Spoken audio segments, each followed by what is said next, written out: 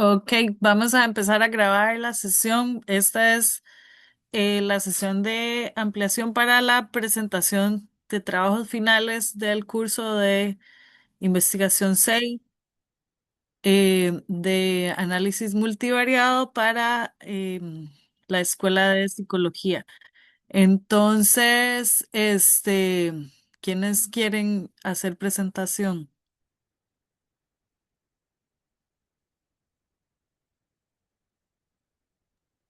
Anet y yo podemos empezar, profe. Ok, adelante.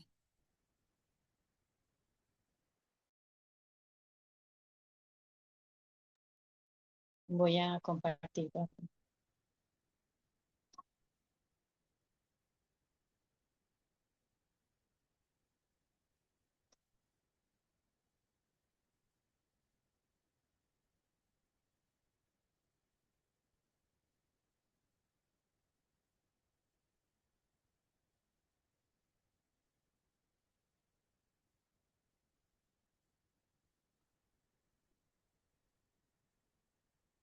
Estamos.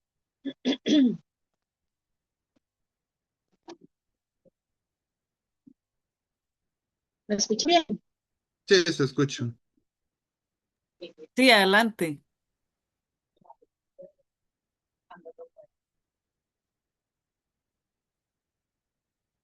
Ok. Bueno, buenas tardes. Entonces, la idea era exponer lo que se había añadido, ¿verdad, profe? A partir del punto anterior, de la exposición anterior. Sí, correcto. ¿Cómo ha sido el proceso de cierre del proyecto? Ok, perfecto. Bueno, entonces, este es el título del artículo. Más allá de la técnica, visibilizando la hipótesis relacional y la entrevista motivacional, continuación del metaanálisis de McGill del 2018. Exponemos Carla Mena y yo. Okay.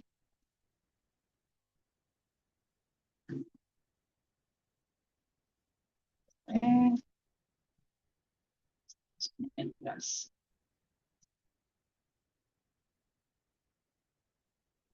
es aquí, perdón. Ok, entonces, bueno, no sé, profe, ¿a usted qué le parece? Si exponemos un poquito acerca, ¿se acuerda que usted nos comentó que hubiera sido bueno saber un poquito del metaanálisis del que estábamos partiendo o esta parte la omito? Usted me dice. No, pues expongan ustedes de acuerdo a como ustedes consideren que sea mejor y Ok, si tienen 15 minutos para exponer. ok, Entonces, ok, digamos que tienen entonces, hasta las 6:20 más o menos.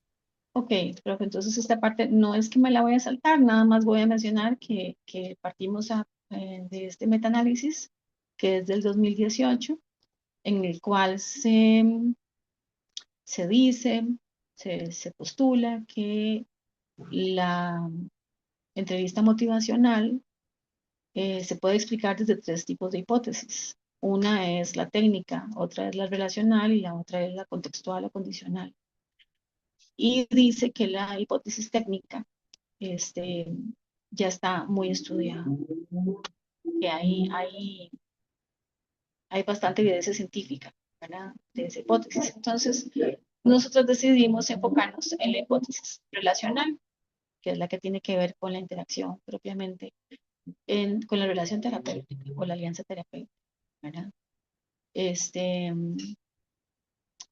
eh, bueno, habíamos conversado un poquito también la vez pasada acerca de qué era la entrevista motivacional, es una técnica terapéutica, empezó a usarse para el consumo de sustancias, pero se usa en otros escenarios, ¿verdad? Eh, Médicos, por ejemplo, trabajo social, con población que está en cárceles, etcétera. Vamos a ver de aquí. Bueno, nosotras tomamos nueve artículos que estudiaban la hipótesis relacional entre los años 2020 y 2025.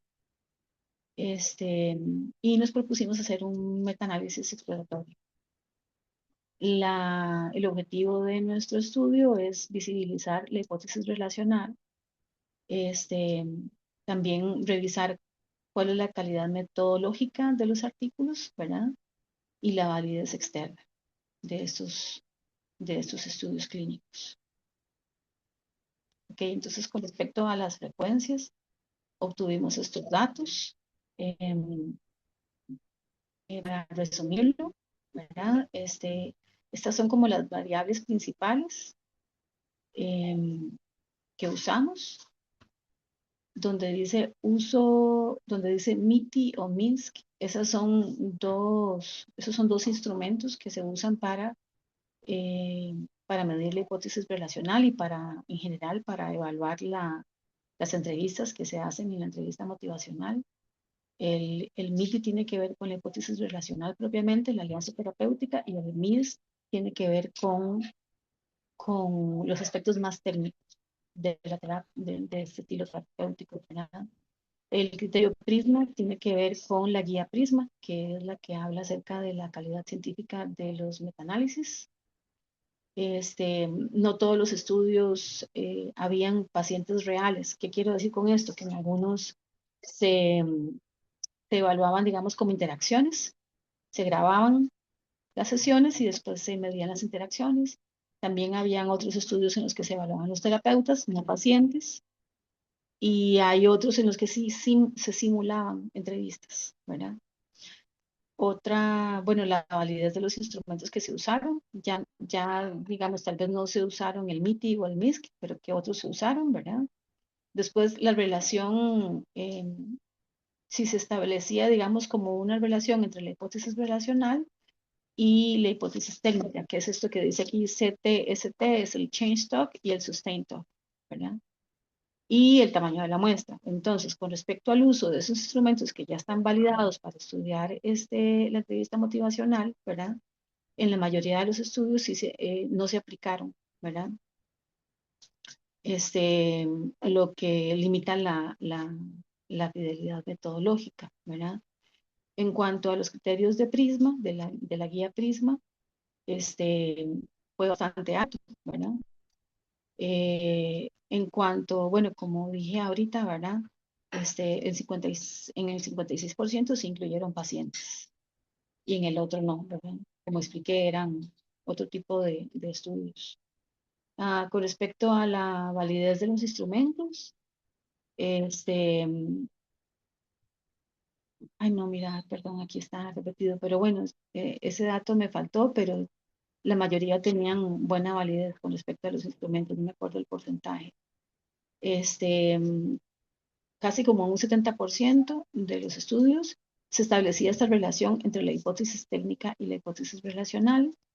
Y con respecto al tamaño de la muestra, pues eran muestras pequeñas, ¿verdad? Pero sí había un estudio que daba un importante peso estadístico con una muestra de más de 1000 pacientes. Ok, con respecto al riesgo relativo, que no sé si realmente esto tal vez teníamos que hacerlo, pero lo intentamos y nos dio estos datos que nos parecieron interesantes, ¿verdad? Con respecto a los criterios PRISMA, ¿verdad? Los estudios que usaron PRISMA triplicaban la probabilidad de éxito en los resultados, ¿verdad?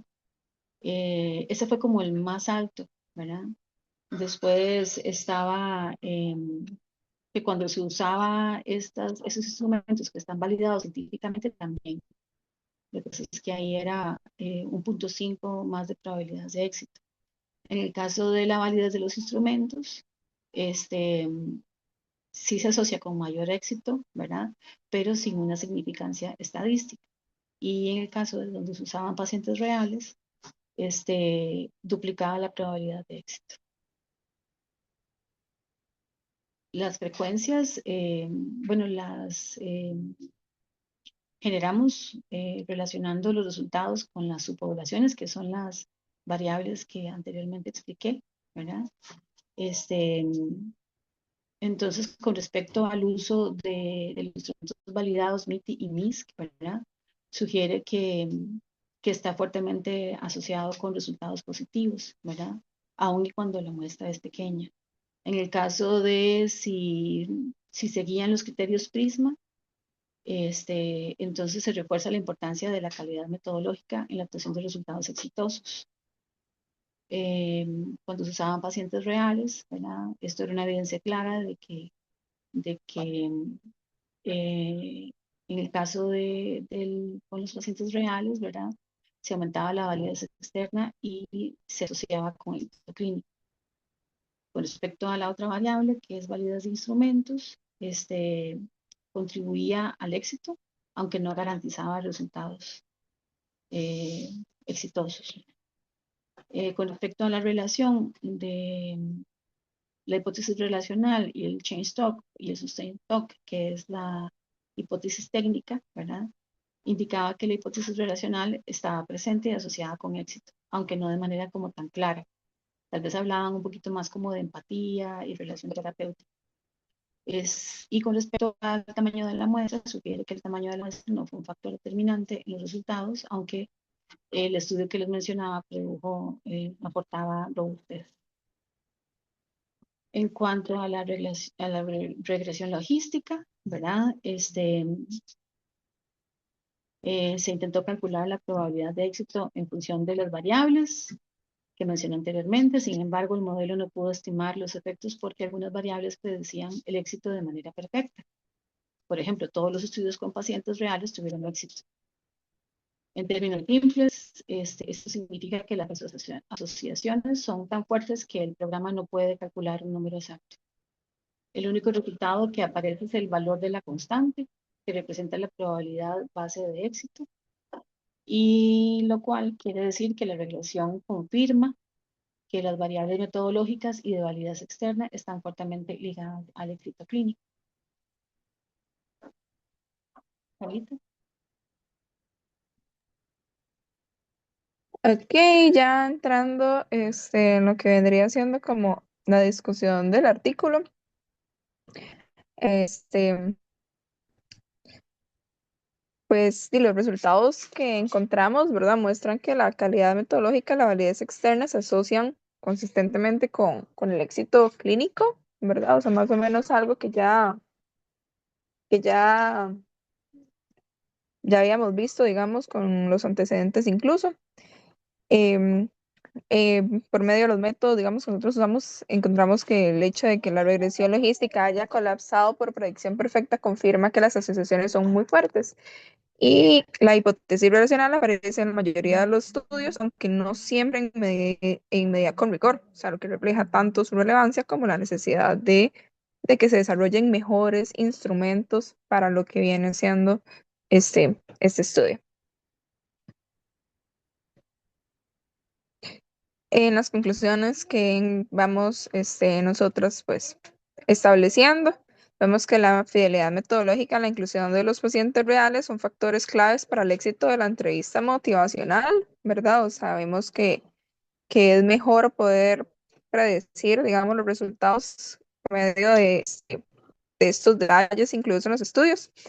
Encontramos que la hipótesis relacional está presente, está asociada con resultados positivos, aunque sí requiere mayor sistematización en su medición y que el proceso de análisis confirma que la calidad científica fortalece la validez de los hallazgos.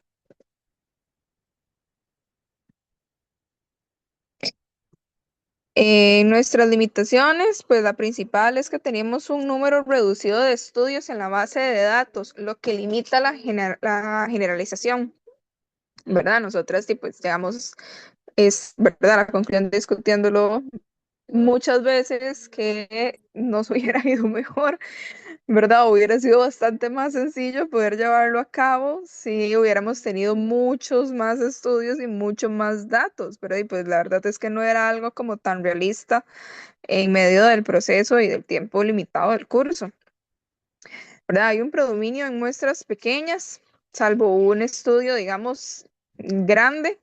Entonces, y pues por ahí, ¿verdad? Se saca como una limitación de si los resultados, las predicciones, las cosas que vamos encontrando y que se asocian también a lo que hemos encontrado en estudios que utilizamos de base ¿verdad? Y para el análisis nuestro sobre si cambiarían si fueran con muestras más grandes, ¿verdad? Si sería distinto.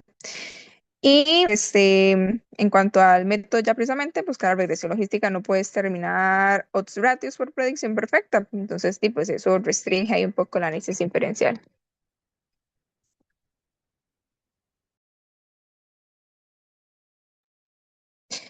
En las recomendaciones que tenemos, pues sería ampliar la base de datos con más estudios para poder fortalecerlo, ¿verdad? Usar instrumentos validados homogéneos para medir la hipótesis relacional. Diseñar investigaciones que tengan muestras más grandes y más representativas para, como mencionaba en la diapositiva anterior, ver si algo cambia, ¿verdad? Al incluir como mayor cantidad de información y empezar a explorar nuevas formas, ¿verdad? De operacionalizar la empatía y el MI Spirit, ¿verdad? El espíritu de la entrevista motivacional para evitar colapsos estadísticos. Y pues más o menos eso fue como lo que logramos desarrollar, establecer posterior a la presentación que se había hecho anteriormente. Muchas gracias. Ok, muy bien. ¿Ustedes podrían darme, o sea, como cuál es exactamente lo que se responde, la conclusión principal del estudio?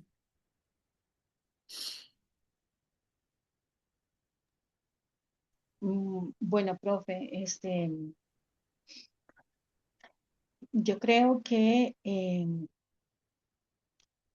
a pesar de que no se ha estudiado tanto la hipótesis relacional versus la técnica, este, es interesante que en todos los estudios se, se partía de la hipótesis técnica para estudiar la hipótesis relacional, ¿verdad? Entonces, bueno, entonces eso es interesante, ¿verdad? Que ya hay un camino recorrido y que de ahí se puede utilizar evidencia científica para seguir estudiando la hipótesis relacional, ¿verdad? Y poder validarla también. También es interesante que los instrumentos que se usaban, a pesar de que ya hay unos que son, digamos, que están validados científicamente, no en todos los estudios se usaban, ¿verdad? Y también es interesante cómo estudiaban la hipótesis relacional, digamos, observando terapeutas, observando gestos, también usaron inteligencia artificial en algún estudio, pero no había tanto con pacientes como con estudiando todo el proceso completo, ¿verdad? De las sesiones. Eran como más como elementos aislados. Entonces, claro, porque esos estudios más costosos, más complicados, ¿verdad? Pero tal vez sería como el siguiente paso a dar.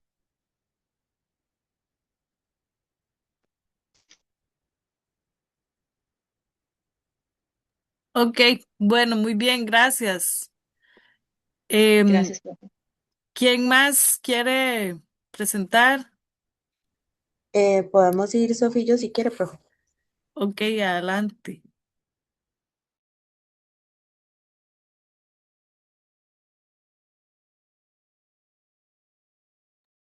Ok, me avisan si... Ah, bueno, creo que estoy compartiendo toda la pantalla en lugar de solo la ventana que quiero compartir.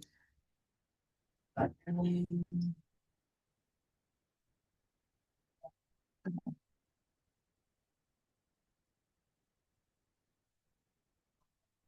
Listo.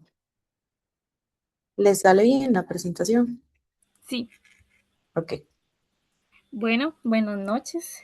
Nuestro tema es estrés académico en estudiantes de la Escuela de Psicología de la Universidad de Costa Rica en el año 2026. Mi persona, Sofía Serrano, y mi compañera Ángela Val.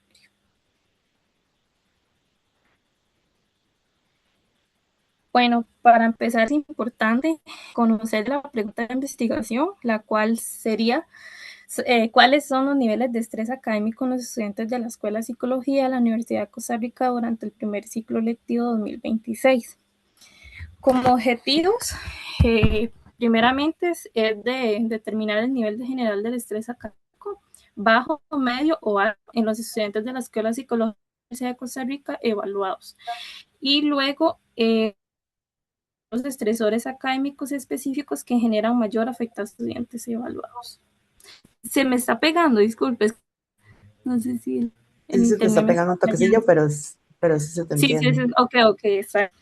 Bueno, para comenzar es importante que el estrés académico fue parte de la experiencia de muchos estudiantes universitarios, ya que a lo largo de la carrera los estudiantes deben enfrentarse constantemente a trabajos, a exámenes, también a exposiciones y otras responsabilidades que pueden generar cansancio y presión. Bueno, y en este caso, en la carrera de psicología, esta sí puede sentirse de manera más intensa, ya que además de las exigencias académicas, también existe esta constante reflexión sobre temas personales, emocionales y humanos. Que además en la Escuela de Psicología de la Universidad de Costa Rica los estudiantes deben cumplir con diferentes demandas, tanto teóricas como prácticas, y en ciertos momentos estas pueden resultar abrumadoras, ¿verdad? No sé si puedes pasar.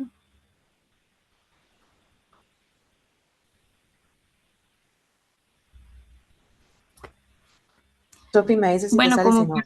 No, ok. sí, Es, sí, como ok, parte de las fuentes de información, los de datos, ¿verdad? Que usamos serían las siguientes con artículos seleccionados que fueron 7, ¿verdad?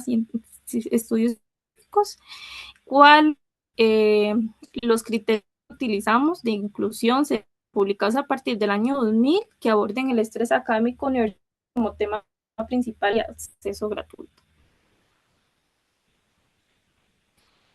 Como parte de los antecedentes, así rápidamente, es importante, digamos, de el primer antecedente es este estudio que se realizó con estudiantes universitarios de la Universidad de Costa Rica. Entonces, este estudio es especialmente importante para nuestra investigación porque se desarrolla en un contexto cercano al nuestro. Entonces, nos parece como valioso, ¿verdad?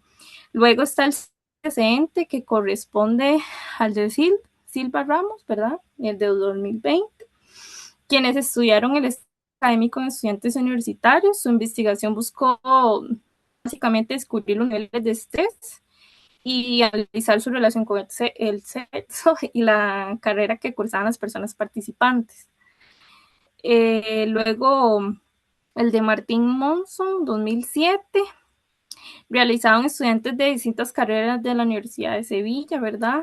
Y se analizó la relación entre el estrés y los periodos de exámenes, comparando los niveles de estrés en un periodo sin evaluaciones y durante la época de exámenes, ¿verdad? Como cuarto antecedente, bueno, quienes investigaron que el estrés y las estrategias de enfrentamiento en estudiantes de psicología de la universidad privada, este es en Perú, que buscó como conocer cuáles eran los principales problemas relacionados con el estrés y qué estrategias utilizaban las personas estudiantes para enfrentarlo. Por otra parte está el de Sánchez Domínguez, que este estudio busca la relación entre la relación entre el estrés académico y la ansiedad de estudiantes de psicología de la universidad pública, pero en México. Y último, bueno, no, es el sexto antecedente, que este estudio analizó la influencia del estrés sobre el rendimiento académico en estudiantes de psicología y además trabajo social. Este estudio se hizo en Colombia y ahora por último está el de Acosta, Acosta y otros, 2023, analizó diferentes indicadores fisiológicos y psicofisiológicos y psicológicos relacionados con el estrés académico en estudiantes universitarios de Cuba. Entonces, como pueden ver, es como muy variado a nivel internacional. En ok. conjunto, bueno, no. Es que no sé si te sale la presentación atrasada, pero es como para ir rápido, porque igual esto Sí, ya sí. lo habíamos presentado. Bueno, como les habíamos mencionado, la primera vez que presentamos sobre nuestra investigación, utilizamos una escala de estresores académicos de Cabanach, que es como la más robusta y la mejor, o sea, como la mejor a nivel de escalas de estrés académico, la que más se utiliza y se replica. que es un instrumento multidimensional que evalúa fuentes específicas de estrés en contexto académico. Son 8 dimensiones con 54 ítems cada uno.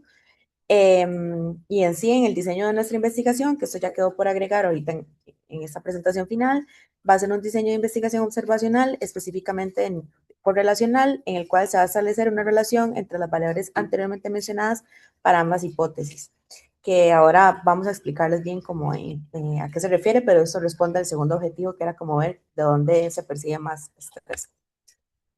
Nosotras adaptamos esta escala porque en realidad es una escala bastante extensa, entonces la adaptamos, me parece, a 5 dimensiones específicas: sobrecarga de carrera, que esta es más sobre el plan de estudios y en general como los cursos y demás, como justamente lo dice el nombre de la categoría, aspectos académicos que generen una sobrecarga en el estudiantado, asociado a asignaciones o evaluaciones. Esto es más como en relación a las evaluaciones que se tiene que realizar, intervenciones públicas, que eso es como más a nivel de las interacciones que hay que hacer a través como de la convivencia académica. Aspectos sociales, que esto tiene que ver con los vínculos que hay entre estudiantado y docentes, estudiantado y administrativos. Y aspecto personal, que este revisa más como un tema como de autopercepción, también como evalúa, por ejemplo, si la persona siente que su rendimiento no es adecuado, no responde a las exigencias de la carrera, o aspectos justamente eso, como más subjetivos y de percepción personal. Dentro de nuestra muestra, como les habíamos explicado la vez pasada, solo que todavía no teníamos gráficos, entonces como para pasar rápido esto, fue bastante variada en materia de edad. Tuvimos participantes desde los 17 años hasta los 32. Proporcionalmente la muestra era como apuntada más como al rango de edad de los 21, 23 a los 25. Fue como el rango de edad más amplio. En términos de género autopercibido, tuvimos una participación proporcionalmente más amplia a nivel de mujeres, que constituían el 66% de nuestra muestra, hombres de un 25% y personas identificadas como no binario de 8.3%. Y respecto a estos últimos 2 datos que les vamos a brindar, fueron en los que nos basamos para hacer como el análisis estadístico que fundamentaba el segundo objetivo de nosotras, pero es que es la situación académica o laboral. En esta lo que evaluábamos era si la persona estudiaba y trabajaba o si la persona es solamente una persona estudiante. En trabajo también contemplamos las personas que se dedican a realizar asistencias o horas estudiantes dentro de la universidad, porque eso también cuenta como de alguna forma un trabajo que está siendo remunerado.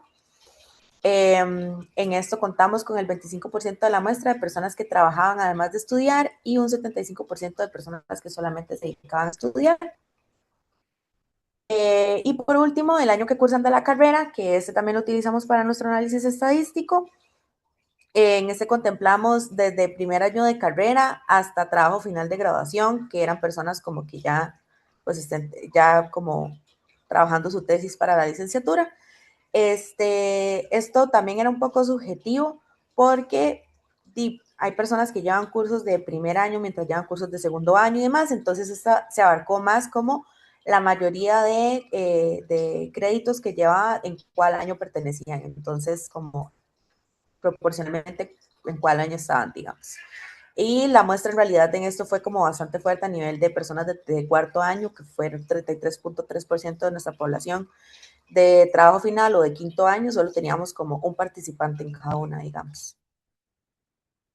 A nivel de análisis estadístico, nosotros lo que realizamos, bueno, para empezar, el alcance de este análisis es sumamente descriptivo, ya que la muestra es muy reducida, fue una muestra de 24 personas, era muy pequeñita, entonces era como más por hacer el ejercicio, pero que nosotros realmente sí tratamos de hacer una recopilación, o sea, sí, como hacer una recolección de información y de datos como bastante extensa, de hecho, o sea, nosotros como desde la semana 1 que la profe nos pidió, hicimos la recolección de datos y la terminamos como un mes y piquito después, y aún así, pues fue lo que logramos obtener.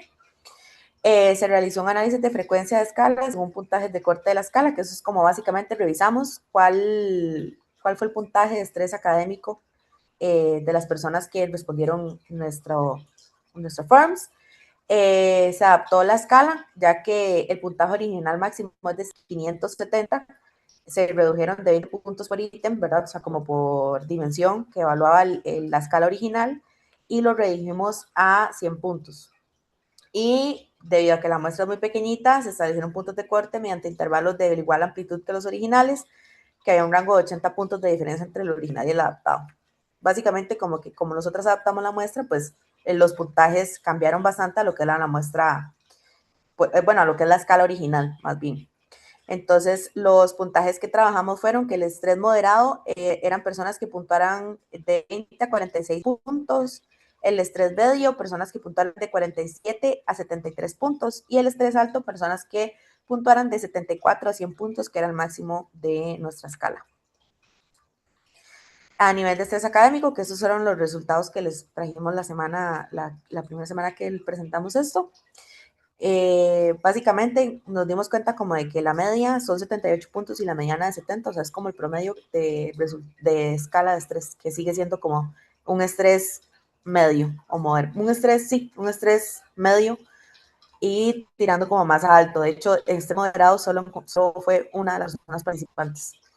Entonces, el 58.3% de la población presenta niveles de estrés académico medios que están muy asociados a tirar a altos. Eran personas como que tal vez les faltaban 2 puntos para llegar a estrés alto.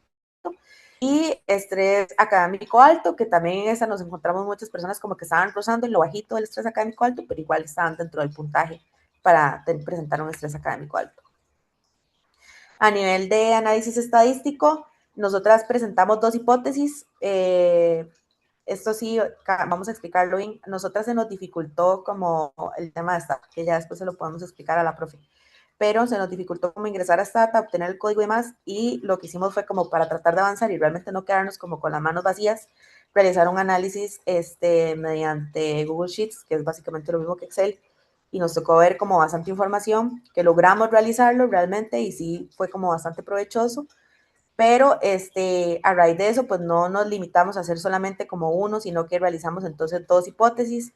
La primera que realizamos como de manera práctica para ver si se notaba bien y si lo estábamos logrando hacer bien fue la hipótesis 2, de hecho, que es conforme al avance de la carrera se percibe mayor estrés académico. Y ya con base a esto, ya teniendo como más, o sea, más campo y más práctica y como más maña para realizarlo, realizamos la hipótesis 1, que fue que nos quedaron resultados un poco más robustos. Pero bueno, habiendo como aclarado eso, como nuestra primera hipótesis, se planteó que la condición de trabajar y estudiar suponía de mayor estrés académico que solamente dedicarse al estudio. En esa la variable dependiente era el resultado del estrés académico, o sea, el puntaje obtenido, y la variable independiente era si solamente estudiaban o si estudiaban y trabajaban. Como hipótesis 2, con el avance de la carrera se percibe mayor estrés académico, o sea que las personas de tercer año, por ejemplo, tenían más estrés que las personas de primer año. En esta la variable dependiente seguía siendo la misma que en la hipótesis 1, el resultado o el puntaje que habían obtenido, y la variable independiente del año que estaban cursando de carrera. El modelo de análisis estadístico, bueno, como ya les habíamos dicho antes, es una investigación observacional a nivel correlacional, porque estamos haciendo una relación entre estas 2 variables en cada hipótesis, y estamos tratando como de establecer esta relación, ¿verdad? Y de manera metodológica llevamos a cabo un análisis de datos aplicando un modelo de regresión lineal simple para ambos casos. Ya lo realizamos, ¿verdad? Y lo que identificamos fue como eso, que básicamente es que la pendiente es muy bajita y nos dio todo lo contrario. De hecho, spoiler, nos dio así igual en la 2, nos dio como que más bien apunta como a lo contrario a lo que nosotros pensábamos de nuestra hipótesis. La pendiente es de menos 15.5, y básicamente lo que nos dio el modelo de regresión era que básicamente la situación académica laboral como que explicaba un poco el 31.6% de la variedad de puntajes de estrés académico, pero más bien al contrario, o sea, como que el hecho de que las personas trabajen y estudien al mismo tiempo hacía como que bajara el estrés académico a diferencia de las personas que se dedicaban solamente a estudiar. Entonces, bueno, esto, la pendiente negativa, que era de 15.6, indicaba una relación inversa entre la variable predictora y el estrés académico. Y también que encontramos una relación estadística de significancia de 0.05, que sugería que es básicamente esto como el estadístico T y el P bilateral, ¿verdad? El valor P, que básicamente como que sí nos daba evidencia suficiente que podía afirmar que la situación académica laboral sí se relacionaba significativamente con los niveles de estrés académico, pero en respuesta contraria a nuestra hipótesis, o sea, como sí tiene un sentido, o sea, como que sí se responde, al menos en nuestra muestra pequeñita, pero de que más bien el estrés académico baja en personas que trabajan y estudian, entonces, y sube cuando las personas solamente estudian. Los resultados, esto sí es como para aclararlo, deben interpretarse como una asociación entre variables y no como una relación causal. O sea, no es como un tema de que trabajar el causa de que el estrés disminuya, sino como que se identifica que hay una asociación entre estos, ya que o sea, hay factores que no están siendo incluidos en nuestro modelo que pueden influir a niveles de estrés académico, que nosotras, bueno, lo puntuábamos más en el trabajo escrito, pero, o sea, como acá hay otras variables que no podemos considerar, por ejemplo, el tipo de trabajo de las personas, eso no lo analizamos en nuestra recogida de datos, o otras cosas que ni siquiera estábamos considerando en nuestra investigación, pero temas, por ejemplo, del sueño de la persona o también a nivel de la carga académica que esté llevando la persona se influye demasiado. O sea, puede ser que la persona que trabaja lleva una carga académica menor que la persona que solamente estudia y eso influye a que pues, el estrés académico de esta persona sea menor. Entonces, no podemos ver si hay una causalidad en eso y es importante como tomarlo en cuenta.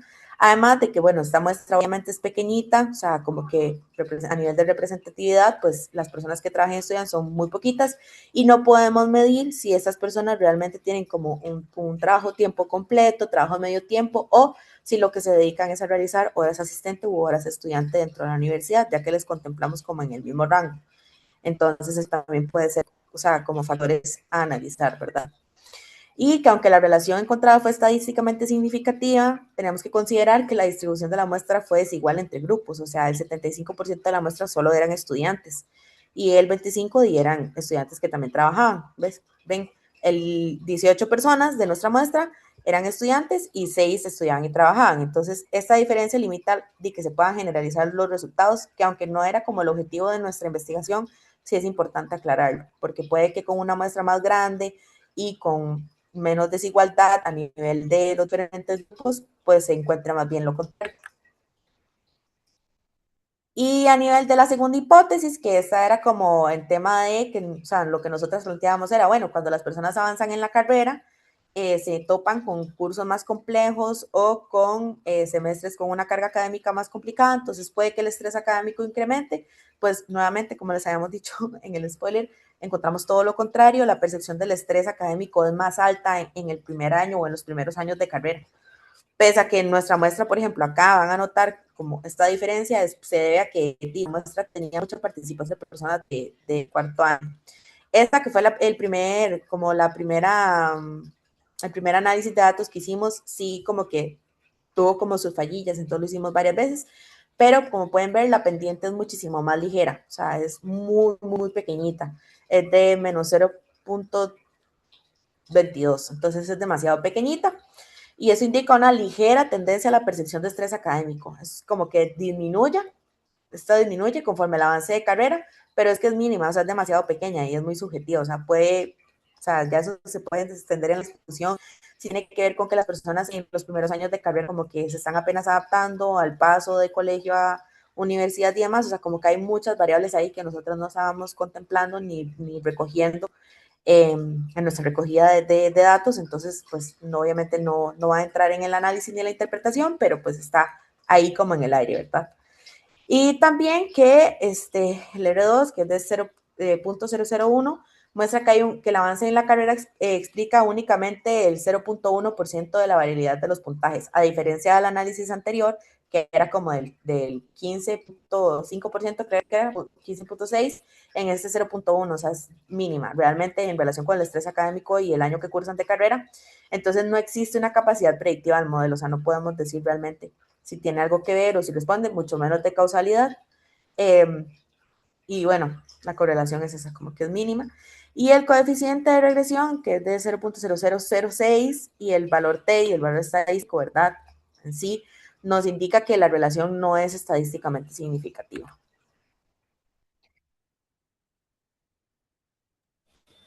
En cuanto a las conclusiones de nuestro trabajo, los resultados muestran que la situación académica laboral se relaciona significativamente con los niveles de estrés académico explicado de 1.6% de la variabilidad observada. Luego que en esta muestra los estudiantes que trabajaban y estudian presentaron menores niveles de estrés académico que quienes únicamente estudiaban, y que en contraste el avance en la carrera no mostró una relación estadísticamente significativa con el estrés académico, y su capacidad predictiva fue prácticamente nula, y por tanto la evidencia respalda únicamente la influencia de la situación académica laboral sobre el estrés académico en esta muestra, pero no la hipótesis de que el estrés aumente conforme se avanza en la carrera. En cuanto a las limitaciones del estudio, en primer lugar, como mencionaba la compañera, se presentaron dificultades con la plataforma utilizada para el análisis de los datos, lo que hizo que el proceso fuera más complejo, y que además la participación del estudiantado fue menor a la esperada, porque lo que se contó con una muestra pequeña, ¿verdad?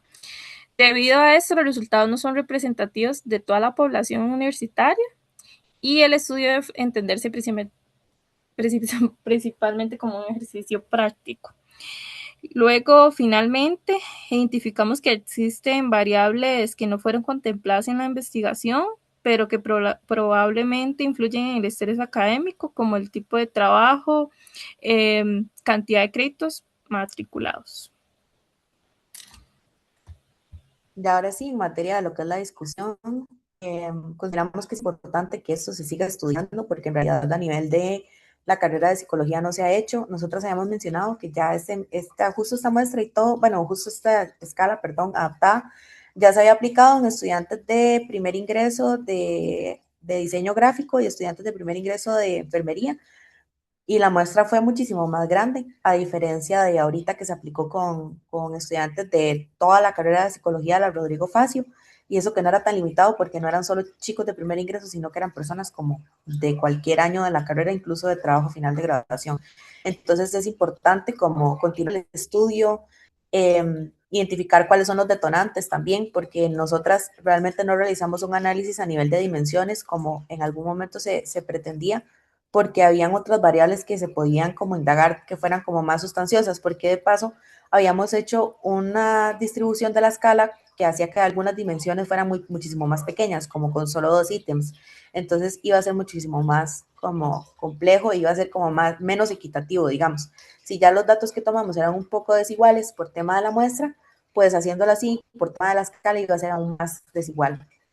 Luego también que de manera preliminar identificamos que hay aspectos sociales que se relacionan con lo académico y se reflejan con temas de, o sea, que alrededor como de todo el estudio del estrés académico hay muchísimas variables que nosotras, digamos, no pudimos contemplar, ¿verdad? Como el tema de las tensiones políticas, el tema también como del cambio de la malla curricular que se está haciendo ahorita, ¿verdad? O sea, hay un montón de cambios y un montón de cosas que están sujetas como al estrés académico que no, y temas estructurales también como que no están siendo abordados y evaluados, que pues obviamente a nivel de una investigación más exhaustiva se pueden abordar.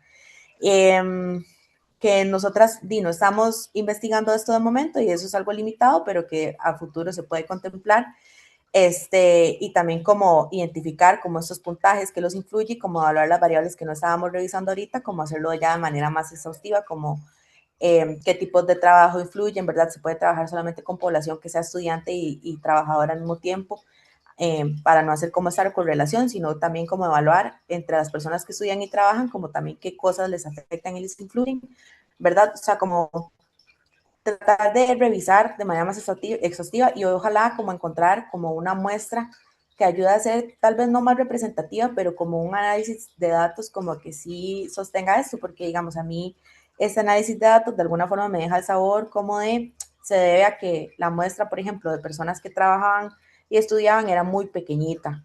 Entonces, tal vez por eso no pudimos contrarrestarlo como de manera más rigurosa y la muestra lo que nos indica es como que hay una baja. O también, por ejemplo, en el tema de curso de, o sea, año de carrera que están cursando, también como revisar con una muestra más grande, ¿verdad? Que no sea solo de personas de cuarto año y como a nivel de cuántos créditos se están llevando para ver, ¿verdad? Si en realidad pasa esto, que puede suceder, que el estrés académico, la percepción de estrés académico disminuya conforme se va avanzando en la carrera y revisar los fenómenos. O sea, ¿qué provoca esto? Y ya, eso sería. Muchísimas gracias. Esas serían nuestras preferencias. No sé si queda alguna duda.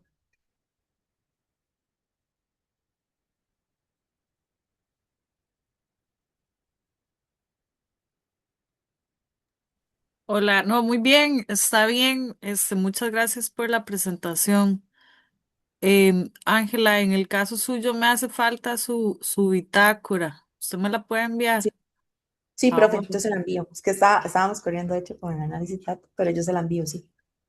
Ok, las sugerencias con respecto a la presentación, yo cambiaría los pasteles por gráficos de barras porque tienen muchas categorías. Entonces, solo cuando hay dos o tres categorías vale la pena usar gráficos circulares porque son muy poquitas categorías a comparar, pero cuando ya son más de dos o tres, se vuelve como difícil.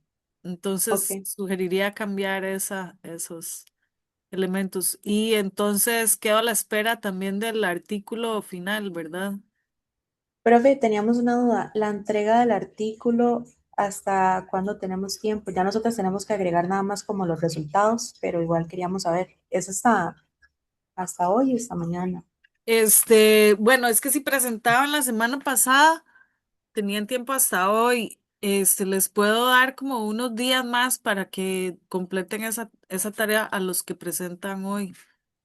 Ok, Em, Solo que no sé si hasta el otro jueves, porque yo también tengo que entregar las notas. sí. Entonces el otro Ujú. jueves todavía es 30, pero no sé si, este, o sea, tan pronto lo tengan, que me lo manden, me avisan y, o sea, lo máximo, máximo sería el otro jueves.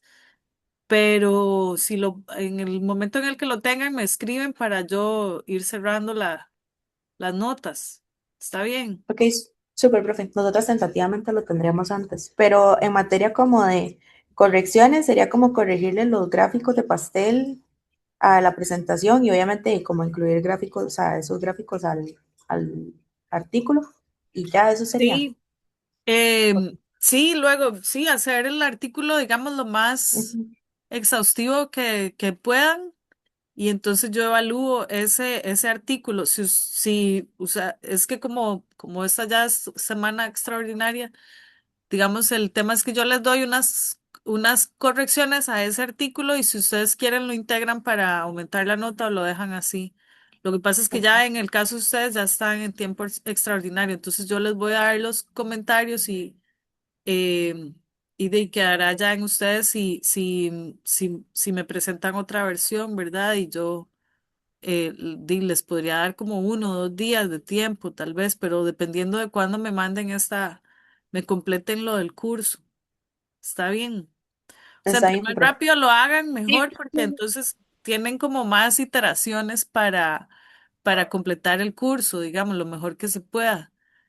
Sí, está bien, Eh, está bien. y si no, sí, entonces profe, hasta donde lleguen. ya de Ajá, hecho ahí le agregamos varios apartados, ya están. ok, Sí, ya están como colocados en mediación, entonces sería Sí, como el artículo, tal vez, o sea, tentativamente lo tengamos como entre hoy y mañana, porque en realidad no le falta nada. Entonces, ahí le estamos escribiendo como para avisarle que ya está. ok, está bien. Sí, sí, Muchas para que se gracias. fijen también en todos los demás, em, digamos, entregas que había que hacer en mediación, para que ustedes vean a ver que si algo les hizo falta, que lo puedan completar. Está bien, profe. Sí, Sí, de por hecho ya. ejemplo, la propuesta metodológica, esa está sin completar también. No hay, ninguna de las dos subió Sí, nada. profe. Entonces, De hecho, ya la calificó. no, esta me refiero a una que se llama protocolo metodológico ah, completo. ok, ok, sí, Ah, ok, aquí, sí. ujú, eso nos Sí. Está falta. bien, profe. O Muchas sea, gracias. revisen Nosotros, todo. Puede ser que, digamos, si yo les digo que algo no tengo, o sea, es que ustedes me lo verifiquen o me lo vuelvan a enviar porque puede ser que en la ronda de revisión a mí no se me haya descargado o que no esté del todo o algo haya pasado. ujú. Entonces, si ustedes lo tienen, entonces simplemente me lo mandan y listo. Ok, profe, súper. Entiendo. Muchas gracias, profe. Bueno. Ok, ¿alguien más quiere exponer el día de hoy?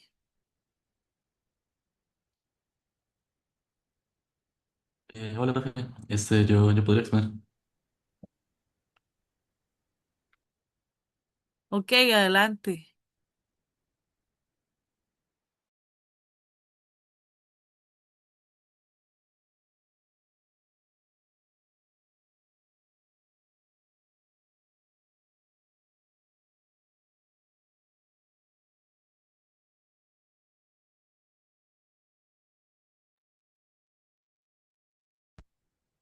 Me dice si se ve bien, por favor.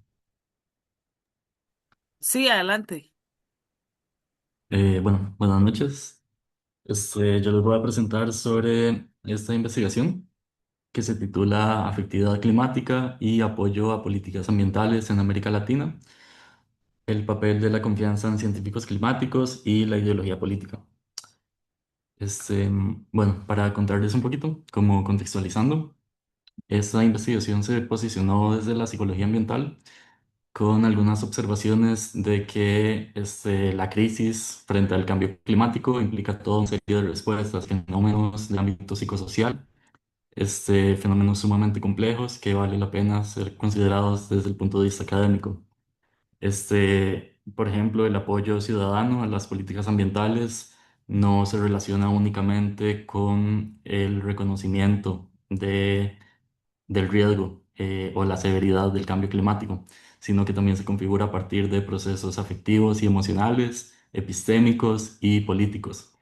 Entonces, lo que se buscaba en esta investigación era la asociación entre la afectividad climática y el apoyo a políticas ambientales en personas adultas de 10 países latinoamericanos, incorporando además la confianza en científicos climáticos y la autoubicación político-ideológica en el espectro izquierda-derecha. Em, bueno, aquí ya les había contado un poquito, que hubo como un replanteamiento de una primera propuesta.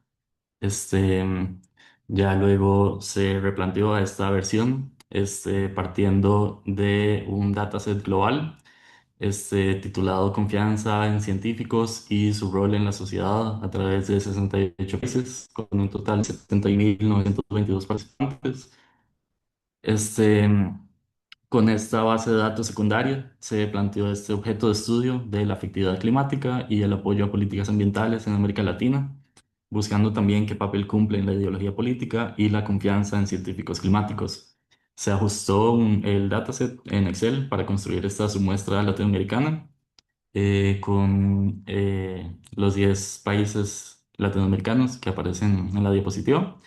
Y la razón por la que la submuestra analítica que terminó quedando con 4.062 participantes, ahorita se puede explicar mejor con la tabla de las variables, pero fue principalmente por la dimensión de la ideología política, que habían muchas respuestas faltantes y eso terminó disminuyendo la, la cantidad de la muestra con la que realmente se podía trabajar. Y bueno, finalmente en estas últimas semanas se trabajó en la interpretación de los resultados, la discusión y las limitaciones. Aquí solo comentar rápidamente que, como comentaba en el resumen, la investigación parte más de esa preocupación por la crisis social, política y biológica que representa el cambio climático, pero también entendiendo que es un fenómeno social con implicaciones políticas y que está profundamente inscrito en la región latinoamericana, ya que las implicaciones de la crisis climática se agravan por siglos marcados por desigualdad, vulnerabilidad institucional, corrupción y modelos socioeconómicos que desprotegen los recursos ambientales. Y por eso la propuesta se planteó de cómo estas respuestas fortalecen o inhiben la disposición de la ciudadanía a respaldar las políticas ambientales. Y con respecto a los antecedentes, el único cambio realmente fue que se hizo una división categórica por una dimensión afectiva, siendo eso como qué implicaciones tienen las emociones, ¿verdad?, frente a la crisis climática. Por ejemplo, esto de que la percepción del riesgo climático se asocia estrechamente a respuestas emocionales, principalmente ansiedad, miedo, culpa y enojo. La dimensión epistémica corresponde a la confianza en científicos climáticos. Y lo que muestran los antecedentes es que hay toda una serie de fenómenos que tienen que ver con si se confía en la eficacia, la transparencia, el beneficio, la utilidad y la necesidad de, de la ciencia ecologista y su implicación en la creación y la ejecución de las políticas públicas. Y la dimensión política siendo la autoubicación ideológica, ¿verdad?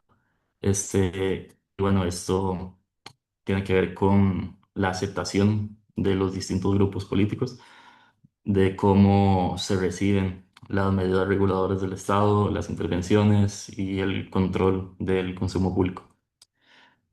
Con respecto a la metodología, el tipo de diseño es observacional, transversal y correlacional. Importante mencionar esto porque lo que se buscan son asociaciones y no relaciones causales explicativas. Este, mm, y el instrumento de análisis estadístico con el que se trabajó fue Yamoy para trabajar el análisis estadístico que ya les voy a comentar. Antes de eso, comentarles acerca de las variables. En primer lugar, el apoyo a políticas ambientales se construyó como una media, o sea, una variable continua, que incluía el apoyo a impuestos al carbono, ampliación del transporte público, energías limpias y conservación de bosques en una escala del 1 al 3. La afectividad climática es también como una variable continua, siendo una frecuencia informada de emociones climáticas que incluyen impotencia, ansiedad, ira, culpa, vergüenza y pesimismo. La confianza en científicos climáticos, siendo el grado de credibilidad depositada en científicos nacionales dedicados a investigar el cambio climático.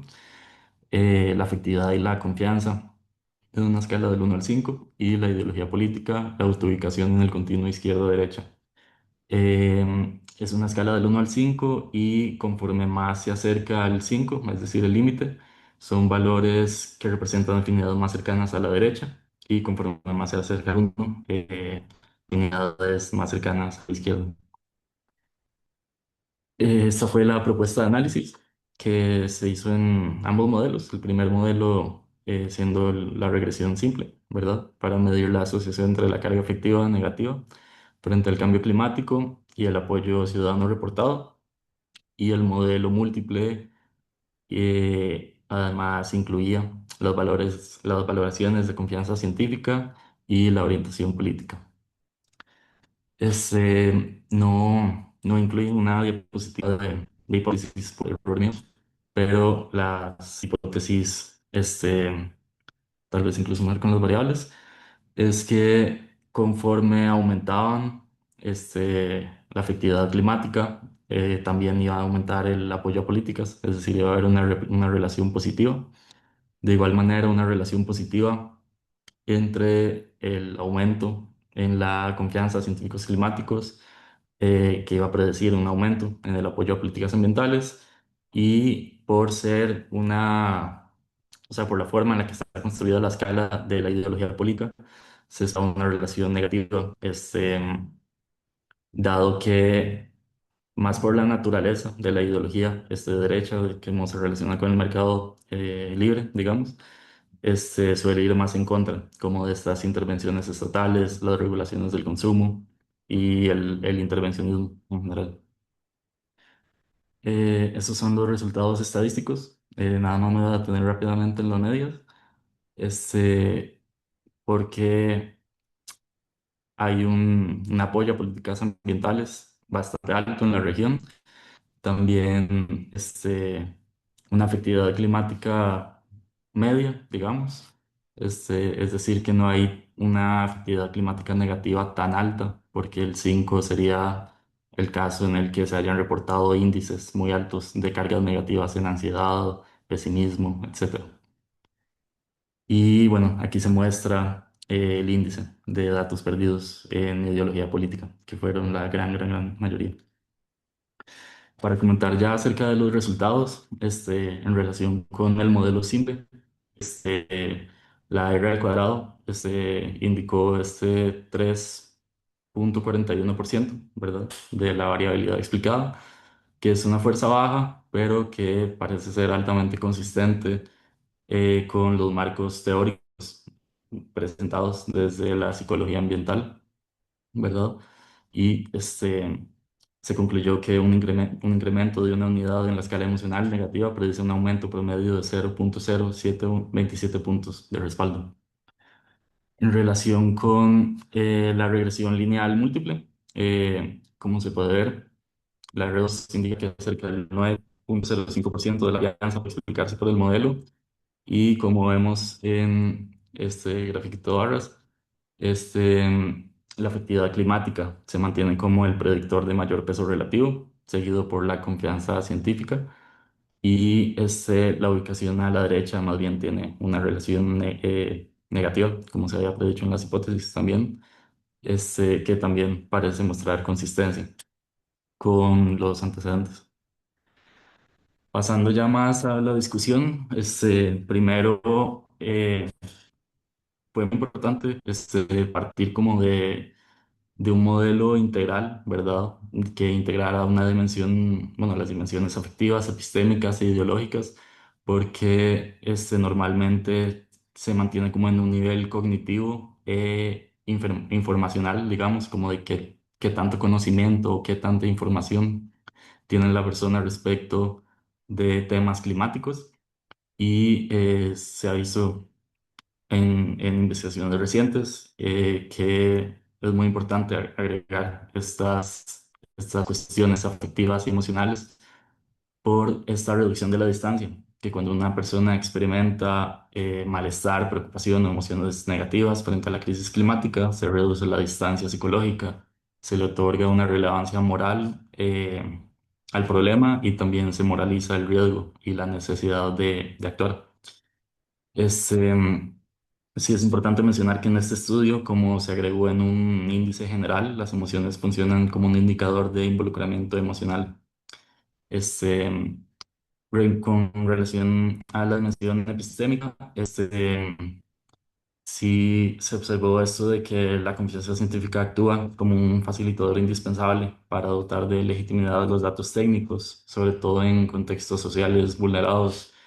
Este, Sobre todo porque es realmente importante que las personas sepan del trabajo tan importante que están realizando estos científicos, sean científicos climáticos, oceanógrafos,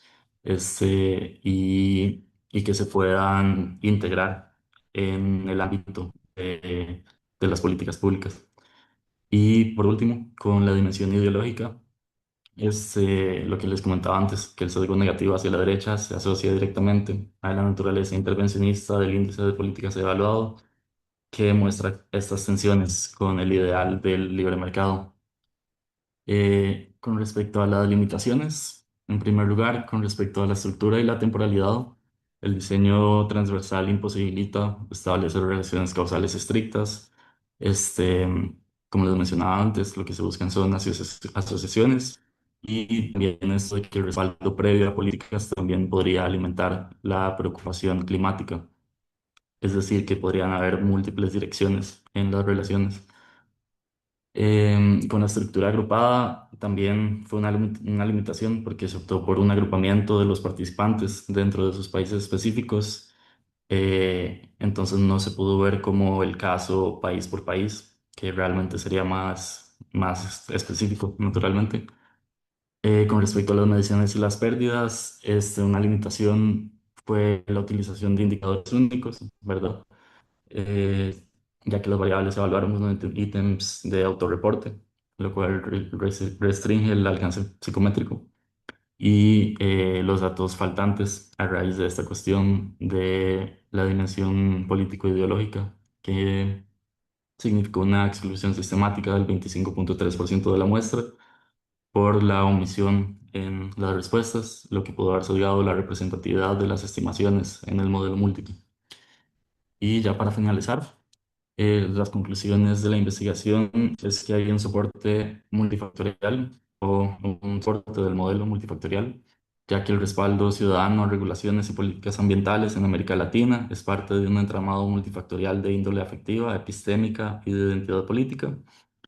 Se concluye también la importancia de partir de estos modelos integrales que trasciendan el déficit de información, eh, lo que demuestra que este fenómeno debe abordar procesos psicosociales y políticos. Con respecto a la divulgación científica, también es importante considerar que la socialización del riesgo no debe limitarse solo a datos informativos descontextualizados, sino involucrar valores emocionales legítimas y marcos de justicia ambiental. Y finalmente la pertinencia en la psicología, ya que la crisis del cambio climático es un fenómeno con implicaciones pertinentes para la psicología ambiental, la psicología social y el estudio de los procesos políticos y de participación ciudadana. Muchas gracias y serían las referencias. Santiago, bueno, felicitarlo, muy buena presentación. Me Gracias. pareció muy audaz lo de presentar las hipótesis a partir de las variables. Sin embargo, se le quedó, o sea, usted mismo se dio cuenta que se le quedó la hipótesis general, digamos, la hipótesis del estudio por fuera, pero las enmarcó en las conclusiones. Entonces, súper. eh, Muchas gracias por su presentación. Muchas gracias. Y bueno, ahora asegúrese de que haya presentado todo lo demás, ¿verdad? Y que entregue el artículo. Creo que voy a ver de lo que tengo. Si me hace falta el artículo suyo, em, bueno, la presentación ya la acaba de hacer. Y revise que tenga entregas en todo lo demás también. Las bitácoras, creo que tengo la bitácora suya, pero no sé si tengo resultados preliminares. Estoy revisando eso. Entonces, para que se aseguren todos de que tienen las entregas ahí para yo poder cerrar las notas. Está bien.